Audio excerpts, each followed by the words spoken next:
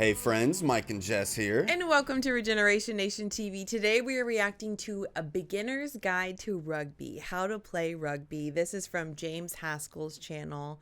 I'm looking forward to this. It's been a while since we've delved into sports. Yeah, we watched one other rugby video. Well, actually, we watched two. One kind of explained the rules for American football fans, and then the other one was just hardest hits. So, yeah. This is our third rugby video, technically. We're basically experts. You said that so fast. That's not what I thought you said. Oh, wow. I was like, what did he just say? Was it inappropriate? Yeah. We all know that Jess's mind is in the gutter. It stays there. I did not mean to. It never comes out, so... I was just stuck for a second. That doesn't surprise me. I was like, he didn't just say that, did he? Okay. I did. Anyways, yeah, we're watching this video because we're going to be playing rugby for the first time ever in a few weeks. Jessica doesn't know this. I'm just popping this on her now. No. A full match. I've got it all lined up. I have the ability to say no, though, right? It's not against my will. No, you can't forfeit. You got to go as hard as you can. My knees say no. Anyways, we'll sort this out after the video. This video comes from James Haskell. He looks like a heavyweight version of TJ Dillashaw, a UFC fighter. Caught your eye. So we'll see. We'll see. Let's go. Let's get into this. We've got links below for his channel and this video. Let's go. Hi, I'm James Haskell and welcome to my beginner's guide to rugby. With 2015 being such a huge year for British rugby, I've noticed an influx in people wanting to understand what is seemingly a complex sport, which actually... 2015, is that, how old is this video? Dang, 2016. Gosh, man, the world is moving so fast. Noticed an influx in people wanting to understand what is seemingly a complex sport, which actually, when broken down, is not as confusing as you might think. I'm here to take you through everything, from the history of the game, the players, their positions on the field, the playing of the game, scoring, match officials, and much more. So let's get started. The history of rugby has always been something of a legend. It is believed that in 1823, a young boy by the name of William Webb Ellis, at a game of school football, picked up the ball and started running toward the opposition's goal line. It was at this moment the sport was born. Although this story was never officially told until after William's death, he is recognised as the founder of rugby, and a statue was erected in his honour in the town of Rugby in 1997. Wow. Rugby is a game played by people of all shapes and sizes, making it an incredibly accessible sport.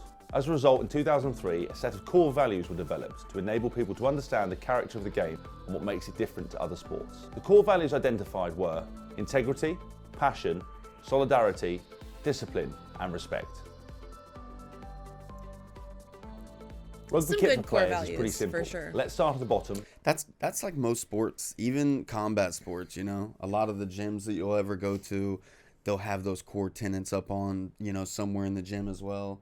It's like a lot of outsiders look. I'm so sorry. There's a mosquito hawk behind you. It scared me. I thought it was a freaking spider. As long as it's not an actual mosquito, we're good. I was so terrified for a second. I'm so sorry, you guys. Mosquito hawks kill mosquitoes, so I've heard. I've never seen him do it, but he can chill for now. No, but for like a team playing sport, it's good to have those core values. I feel like a lot of times when we watch American football, they do not have a lot of respect, especially when it's like the stakes are high and it's like a team. If you've played it though, there's a lot of respect. Yeah. I think there's a lot of respect in all sports. True. Rugby kit for players is pretty simple. Let's start at the bottom and work our way up. Rugby boots differ slightly from football boots in that they have better toe protection, higher ankle support, and for those using screw-in studs as opposed to moulded blades, you have the option to increase the length of your stud slightly for better traction, depending on the position you're playing. Moving up, we have knee-length socks. Like football, shin pads can be worn. However, it is less common and certainly not mandatory as part of the game. We move up to the shorts and onto the shirt. Nothing special to really tell you here. What you might be surprised to know is that there is actually body protection available to rugby players that goes under the shirt. Depending on things like the position you play, or maybe if you're carrying a slight injury, you may choose to wear this. We then come to the gum shield, and this is probably one of the most... I mean, do a lot of people choose to wear that kind of stuff? Because looking around, they have pretty thin shirts on. And I don't know how thick this, you know, protection is, but you think you'd be able to see the outline of it a bit. It doesn't seem like anybody's wearing shin guards or that That's why he said, like, I think that's why he said if you're carrying an injury with you, like if you want to play but you want to protect yourself a little bit more, I think that's probably when they do wear I'm just taking a wild guess, but I feel like if you're going to wear that stuff without being injured, you might get judged a little bit. Right. You might get judged, and that's probably why you don't see much of it. There's probably a few people that like want to wear it, but they can't. Maybe if you're carrying a slight injury, you may choose to wear this. We then come to the gum shield, and this is probably one of the most essential pieces of equipment for the rugby player. Being tackled constantly, clashing heads with one another, tackling others all put you at risk of getting a knock to the face. So having a good quality gum shield is absolutely essential. And finally we come to the scrum cap. Now being such a physical sport, you're constantly taking knocks on your head and are asked to put your head in difficult contact areas. So a scrum cap offers you some protection from this, as well as protecting you against the dreaded cauliflower ears. Yeah, those are the worst. So when I was going to start training, like I started training, but like when I was going to go deeper into it, Jess is like, that's the one thing. I don't want you to get those ears. That makes me sound They look so horrible. Shallow. They do look horrible though. God. I mean, you imagine waking up in the middle of the night and you're just like this close to my ear. Ah! Wake up and it's a nightmare. Like, oh no, this is real life. This is real. These are my husband's ears now. It's the dreaded cauliflower ears. So let's have a look at who's on the team and how the formation works. A rugby union team is comprised of 23 players, 15 on the field and 8 subs. One thing that is unique about rugby is that it takes all shapes and sizes to make up a team, and often this will help determine the position you play within the team. The 15 players can be split into 2 categories, the forwards and the backs. Numbers 1 through to 8 are the forwards and 9 through to 15 are the backs. Each number represents a unique position within the field. So let's have a look at those positions. We'll start with numbers 1 and 3. Players wearing these shirts are known as props. Their primary role is to anchor the scrummage and provide lifting strength and support for the line-out jumpers. They're also pivotal in rucks and mauls. As a prop, you need upper body strength to provide stability in the scrum, endurance, mobility, and safe hands to maintain continuity of play. The number 2 is known as the hooker. These guys have 2 very unique roles on the field. The first is the player who wins possession in the scrummage, and the second is the player who usually throws the ball into the line-out. In this position, great strength is needed to withstand the physicality of the front row, coupled with the speed to get around the pitch and a good throwing technique.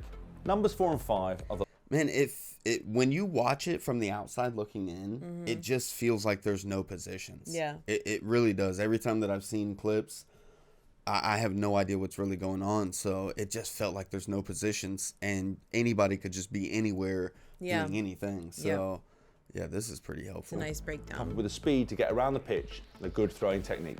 Numbers 4 and 5 are the locks. It's the lock's job to win the ball from lineouts and restarts. They drive forward momentum in the scrum, rucks and mauls, providing a platform for attack. The key characteristic for these players is height. The locks are the giants of the team and combine their physicality and mobility. Numbers 6 and 7 are your flankers. Their key objective is to win possession through turnovers, using physicality in the tackle and speed to the breakdown. These guys have no fear in their approach to winning the ball when going into a tackle. A combination of speed, strength, endurance and handling is essential to play in this position. Finally, for the forwards, we have what is known as the number 8. Number 8 must secure possession at the base of the scrum, carry the ball in open play, provide the link between the forwards and backs in attacking phases and defend aggressively. They must have power and pace over short distances to be able to gain territory and field position for a quick release to the backs during an attack. Now let's move on to the backs. Starting with the number 9, we have our scrum half. Their role is to provide the link between forwards and backs at the scrum and lineouts.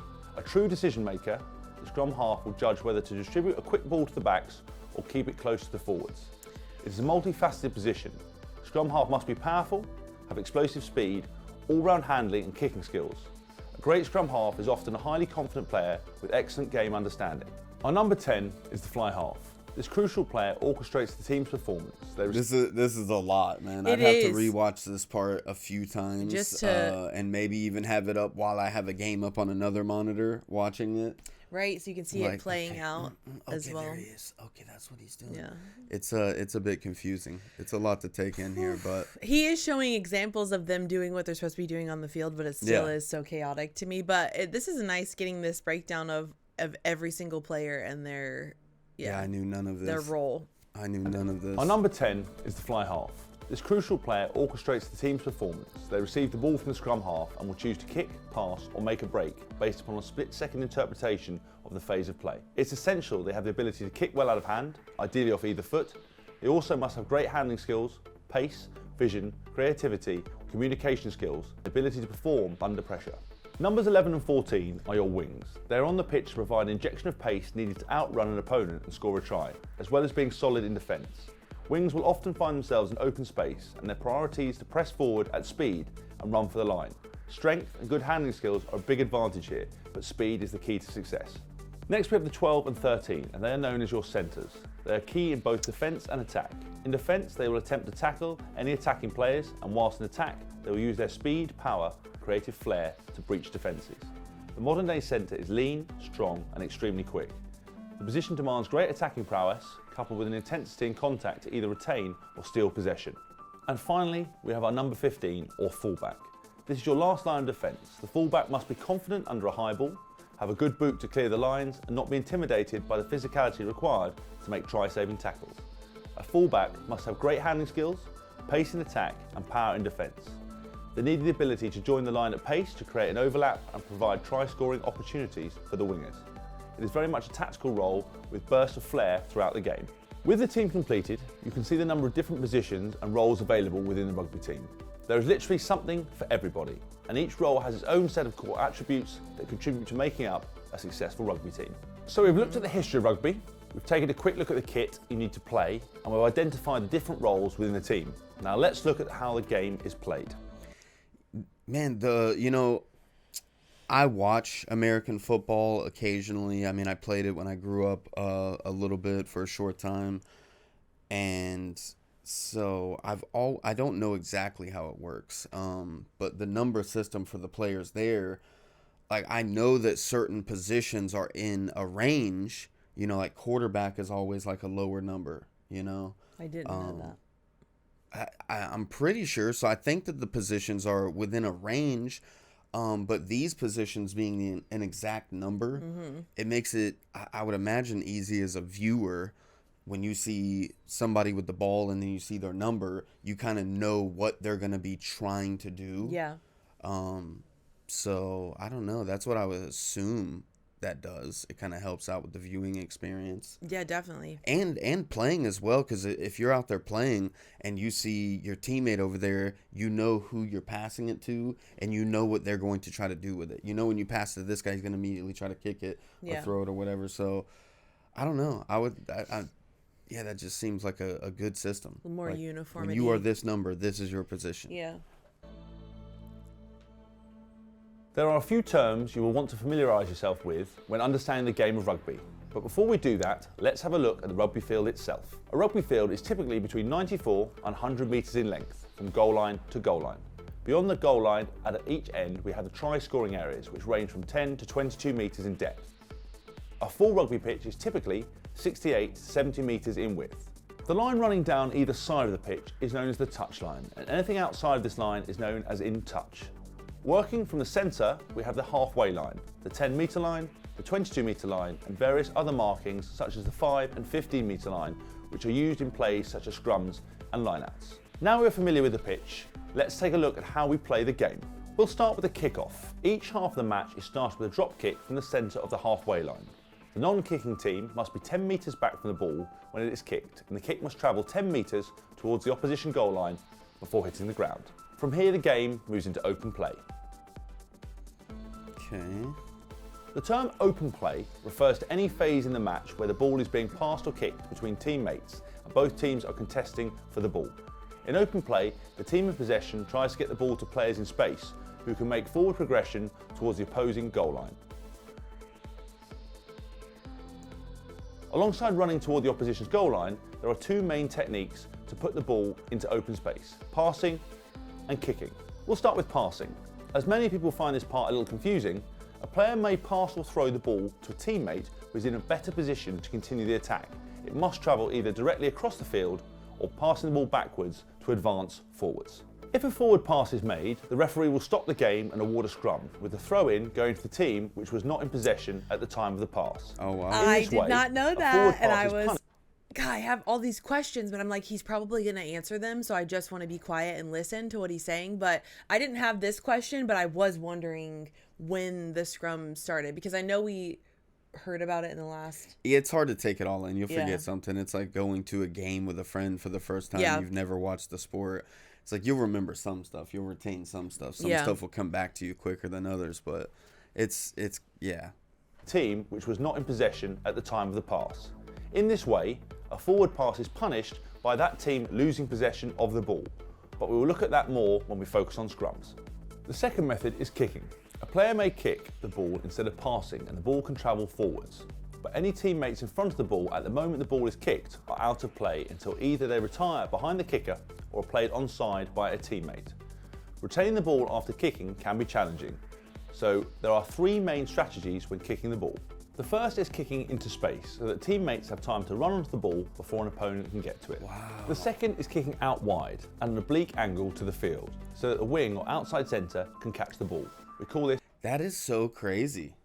Like, do you get it? I'm so confused. You kick it, and nobody can get the ball except for the people who are behind you when you kicked it. You can't, like, kick it to a person in front of you open.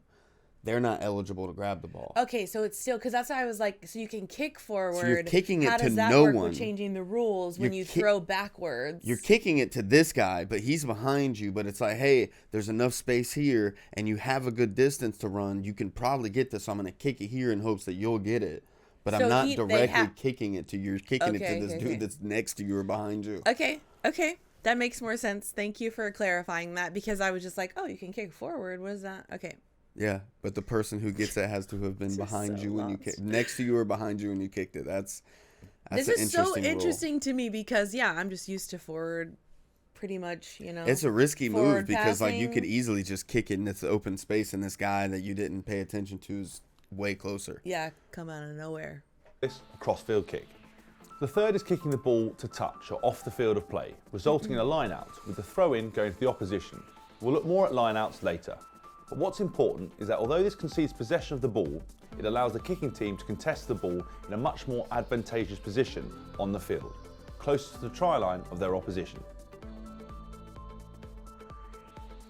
Now that we have looked at open So did play, you understand that? So they purposely kick it in the in touch? It's kind of like being on fourth down and you kick it, you do the kickoff, and you try to put there. You're giving up the ball, but you're trying to push them back to that end of the field as much as possible, so they have a harder time. Right. Okay. You know. Yeah. So here you're not kicking it to them. You're trying to kick it out of bounds as far that way as possible. Okay. Now that we have looked at open play, let's look at what happens between this. We are familiar with a rugby tackle, but many are not familiar with what can result from a tackle, and often why the game is stopped. We'll start by looking at the tackle itself. Only the ball carrier can be tackled by an opposing player. A tackle occurs when the ball carrier is held by one or more opponents and is brought to ground. The player being tackled must either have one or both knees on the ground, be sitting on the ground, or be on top of another player who is on the ground. To maintain the continuity of the game, the ball carrier must release the ball immediately after the tackle. The tackler... Dude, this is so crazy to me still. Yeah. I would, like, it seems very controlled. Like, they don't seem to be just going crazy in there. No. You know, thrashing about. So, because that's what it does. Again, on the outside looking in, you just see some clips. If you look at it real quick, it does seem like that. Yeah. It seems like a very brutal sport that's just like just thrashing about. And ramming there into is each a other. bit of that, but at the same time these guys are controlled, they're experienced. You're gonna really get hurt if you do that, though. Like, Yeah, you're gonna hurt yourself. You're gonna hurt other Exactly. people. The game, It's like, unnecessary. you're gonna get hurt playing this game, but I don't think that they're out there just thrashing about No. with no Definitely not. care And for themselves especially or others. when That's you not just what it watched seems that like. one before this last scene, it looked like they were just holding on to him, and they just kind of slowly, not Yeah. slowly, but he was just like carefully put on the ground. I don't want to say carefully because I know it's like fast moving and they're No, doing things but at the in time, a way, it is as careful as they can be with Yeah. what they're doing. It does kind of seem like a lot of these plays are playing out like that. They're Yeah. like, we're all like pushing against each other and using all of our might and our leverage against each other in a brutal way. but it's still very much controlled. I don't know if he answered this because I was still thinking, and he might answer this going forward. But whenever you're tackled and you have the ball, and he was saying like you have two knees on the ground, you're laying on top of somebody else, or you're on the ground yourself. He had the ball out like this. Can only the team that has possession of the ball get the ball, or does the opposing team have the ability to get the ball from him? Because it didn't look like they were going for the ball. It looked like he had it out for another teammate to grab it. Yeah. Dang, there was another question that I had too. Maybe it'll come to me. The continuity of the game, the ball carrier must release the ball immediately. Oh, this guy. The guy looked like he got knocked out. Yeah. When he got hit. Is that like something to where you kind of just go flat? Like, just to keep yourself safe, maybe? Something to the way that he just did that? Because he just went limp. To maintain the continuity of the game, the ball carrier must release the ball immediately after the tackle. The tackler must release the ball carrier and both players must roll away from the ball. This allows other players to come in and contest for the ball, thereby starting a new phase of play. Okay, so they could get the ball. A familiar sight in the game of rugby is a ruck, a game of pushing and shoving where both teams are trying to contest and win possession of the ball. A ruck is formed if the ball is on the ground and one or more players from each team are on their feet close around it. Players must not handle the ball in the ruck, but must use their feet to move the ball or drive over it so that it emerges at the team's hindmost foot, at which point it will be picked up and they have taken possession. Okay. Another familiar when do you decide what the hindmost foot is? Like how many people? It's like, all right, we've got 2 people in the ruck, 3 people, 4 people. Okay, this 4th person, your leg behind your leg is going to be where we grab it. Or is it the 5th person? Yeah. Or does it not matter? Like when... That's a bit confusing to me. There's a lot about the ruck that confuses me because it's such a chaotic moment, but it's very structured. Yeah. And I don't know what the structure... I'm not too sure. And they have taken possession. Another familiar scene is what is known as the maul. The maul needs at least 3 players. It occurs when the ball carrier is held by one or more opponents and one or more of the ball carrier's teammates holds on or binds as well. The ball must be off the ground at the time. The team in possession of the ball can attempt to gain territory by driving their opponents back to their own goal line. The ball can then be passed backwards between players in the maul and eventually passed to a player who is not in the maul, or a player can leave the maul carrying the ball and run with it. Okay. You know, this video is a little bit deceptive. I think that they're filming all of this for this video. Yeah, it looks and like they're some doing, of like, it they training. are going into these a little bit more structured and less chaotic, and I don't know if they would play out like that exactly if it was a live game. But just trying to show you specifically what he's talking about. Yeah, Which I'm glad they're doing that because it makes more sense to me because No, it does. if it was in a chaotic rugby match and I was trying to pick up on these things, it would be a lot harder for me. Yeah. The team in possession of the ball can attempt to gain territory by driving their opponents back to their own goal line. The ball can then be passed backwards between players in the maul and eventually passed to a player who is not in the maul, or a player can leave the maul carrying the ball and run with it.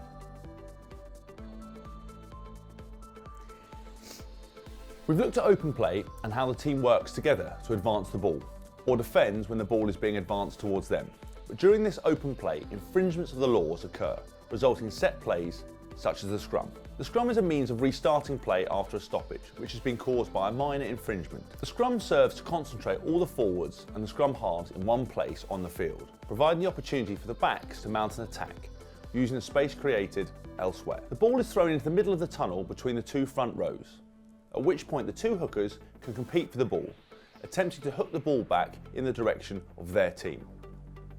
The team who throws the ball into the scrum usually retains possession because the hooker and scrum half can synchronise their actions.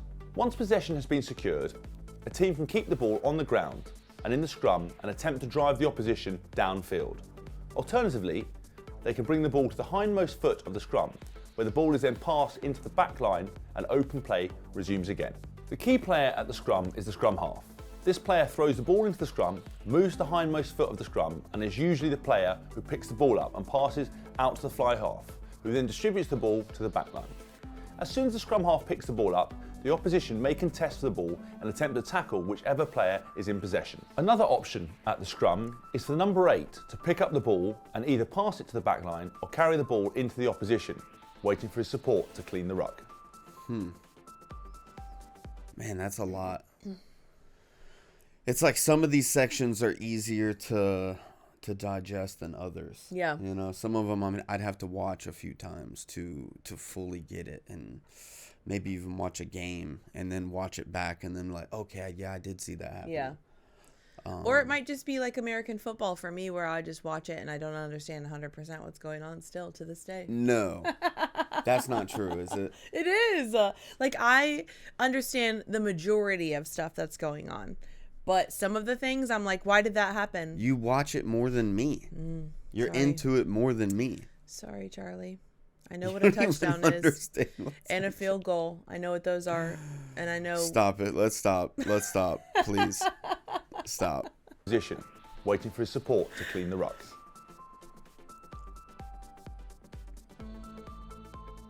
The line-out is another means of restarting play after the ball has gone into touch or off the field of play at the side. The line-out concentrates selection of forwards in one place near to the touchline, so the backs have the rest of the width of the field in which to mount an attack.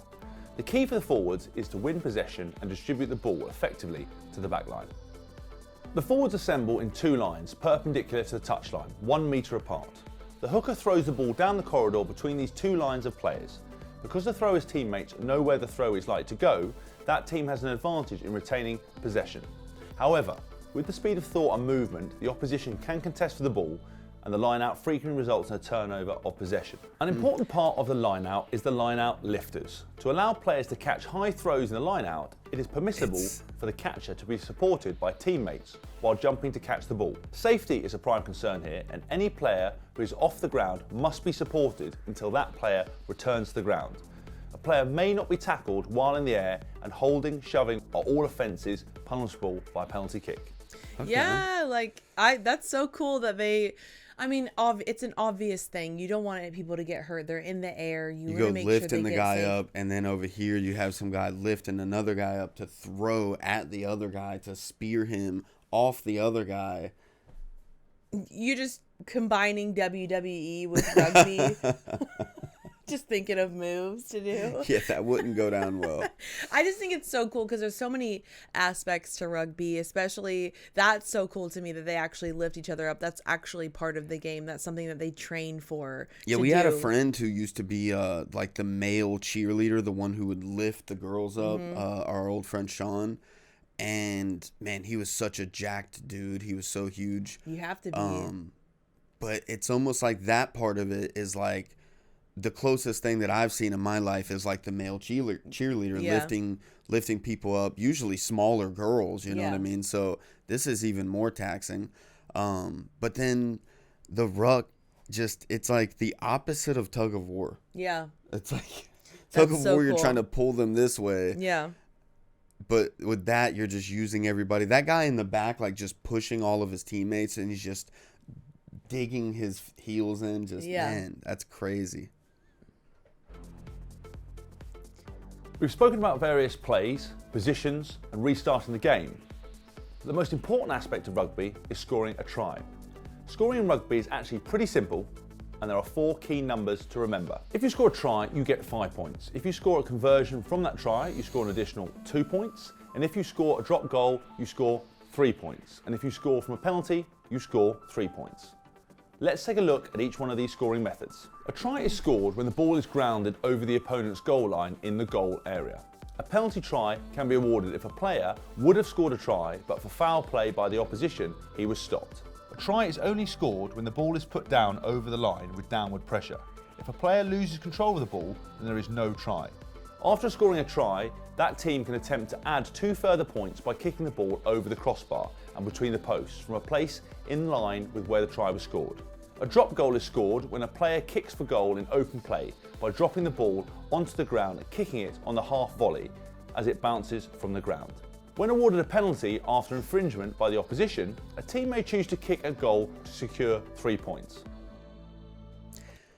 Man, a try, like the tries themselves seem so, like, bending over and putting something down on the ground in front of you while you are in motion going forward. Like, you're almost guaranteed to fall over and fall forward.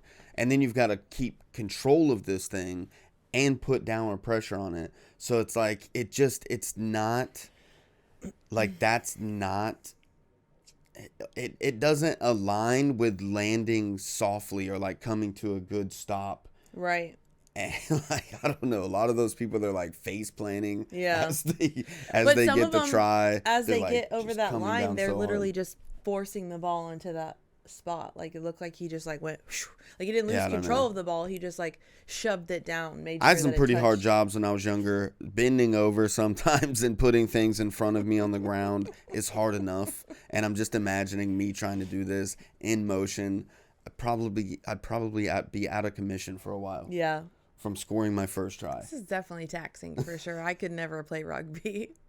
A team may choose to kick a goal to secure 3 points. Before the match, the referee will usually speak to the front row players, the props and hookers from both teams to run through the scrum engagement procedure. This helps to focus the minds of all concerned on this essential phase of the game. The referee then organises the coin toss with the captains prior to the match to decide who kicks off. During the match itself, the referee is the sole judge of fact and of law. It is essential that all players respect the referee's decisions at all times.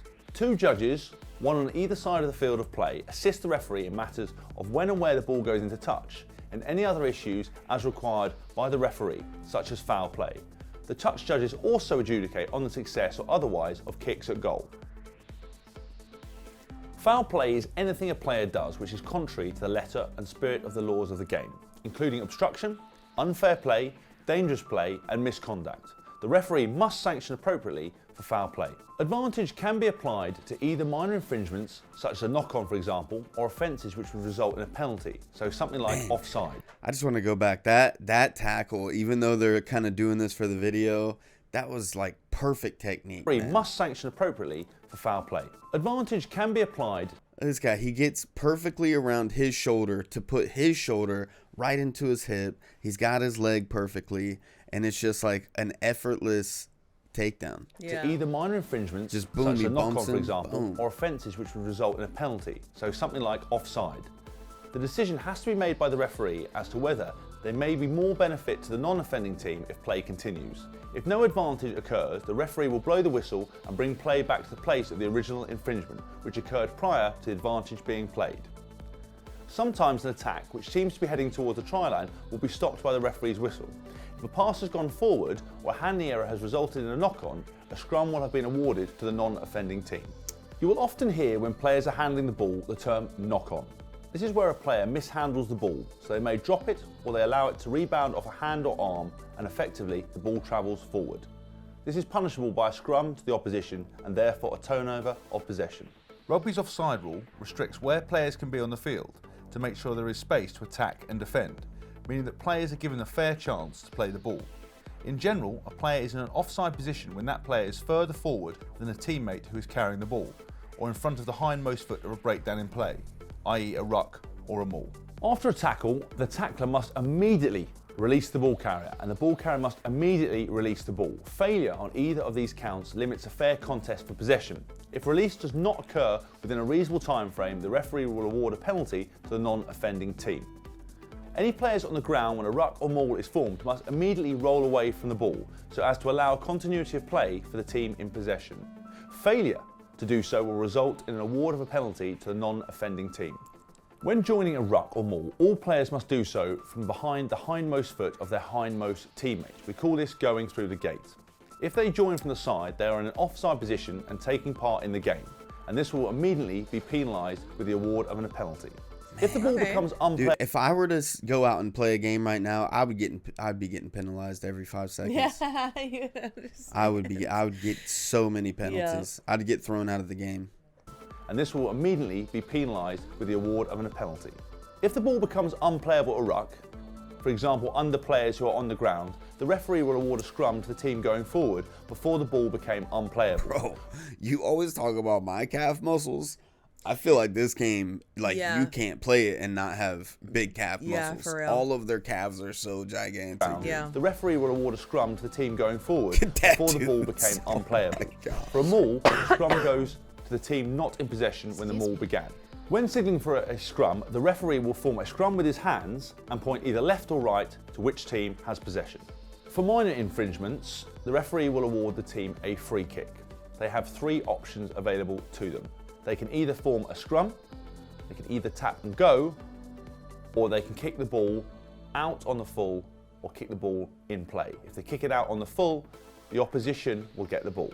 I hope you've enjoyed my beginner's guide to rugby and got a better understanding of this amazing game. Please comment below, and if you have any questions, then contact us using the email address info@jameshaskell.com. We'll be back soon. Review, comment, and make sure you subscribe. Well done, James. Yeah, that was awesome. That was a good breakdown. Heavyweight TJ Dillashaw. I know what you're doing. I know what you're trying to do here. I see through it. Are the 307 that dislike this video, do they still not understand after? The 307, I don't know. I know that there are differences. There's like rugby league and rugby union, but I still don't know the differences fully. I can't remember which one is which. Mm-hmm. So maybe those 307 are the ones that like the other version. I don't know. Yeah, he was only because I don't know. He didn't say what he was going over here, league or union. So I actually don't know which one this kind of broke down. Yeah. I'm just looking through the comments. Well done. Great for my American friends, James. Thank you. Yeah. I agree. Jay Davis. Yes, it was great. Just started rugby. Thank you. It explained a lot for me. This was helpful and nice arms. Oh, that's funny. That's funny. Yeah, he did a good job explaining everything. Yeah. It is a lot to take in. Like it is, when you have a lot to take in like that, it's hard to just watch one single video and just be like, yep, I got it now. Yeah. Fully comprehend everything. Especially with me. All the info's there. Yeah. Like all of the info is there. I just need to watch it a couple more times. Maybe like 4 or 5, 6 times. If you I don't know if there's any hope for you if you've been watching American football all this time. You still don't understand the rules. I'm not saying that I don't understand. It's like maybe like one or two things that happen that I don't. It that on I'll video. ask questions about. I did. I'm sending this to all your family. I ain't ashamed of myself. Next time you start talking football, I'm gonna clip that one little portion and just. How many times have we watched football and our son, American football, and our son has asked questions and you answer them because I don't know it fully. I'm not trying to misinform him and make him go tell his friends about stuff. I'm just messing with you. I'm just flirting. Okay. I'm sorry. Okay. I was flirting a little too hard. Okay. My style of flirting, it could use some work. Let's be real. Yeah, you're a little bit rusty. I'm just kidding. I should be used to it. I get a lot of fouls on the field when I'm flirting as well, so it's nothing new. I get thrown out of this game soon. Yeah, that was an interesting video, though. I liked it. I would really like to sit down and watch a match. We need to. And as we're watching, I'm sitting there thinking, like, how? Because we try to stream it on YouTube, that's getting pulled down. Try to stream it on Patreon, you have to stream through YouTube, so that's getting pulled down. I'd have to sort that out because I would like to watch it with a live chat there to kind of answer questions live as we're going. Yeah, that would be really awesome. Somebody who's you guys are experienced with rugby, like some of the people that are watching. That would be really awesome just to get their knowledge as we're watching. We do a full family live stream. Yeah. Watch it, have the boys there with us. They probably would have a lot of questions too. Yeah, and any questions that we have just immediately get answered, or like we could replay stuff. Like, yeah, that would be really awesome. So hopefully we can get that working because I have to find out a way where we can do that. Because I know a lot of people do live watch parties with live sports, but they don't show the video, and that would be really hard to kind of get a lot of those watch parties are like the person who you're watching, they already know the sport. Yeah. So they're not going to need to show you the video to have questions that need to be answered. And also the time difference. So if like we try to watch, like it would have to be an old rugby game, like an old one that's already played, right? But how would we do it? Like, if we don't watch the video, they'd have to be watching it at the same time. How do you... Is there a rugby match that happens around 4 or 5, 6 p.m. in the afternoon for you guys? Because if so, boom. Live stream around 11, 12 for us. That would be perfect. And then we could watch it live. That would be awesome. I would love that. The time difference isn't that big of a deal. We can get around that. Okay. Anyways, all right, y'all. Thank you so much for watching. Thank you for any answers that you're leaving in the comments right now, or that you left while watching, or that you're going to leave after watching. Yeah. We look We'll see forward you on to the it. next one. Bye, friends. Peace. I'm not scared of your love, so show me it. Let me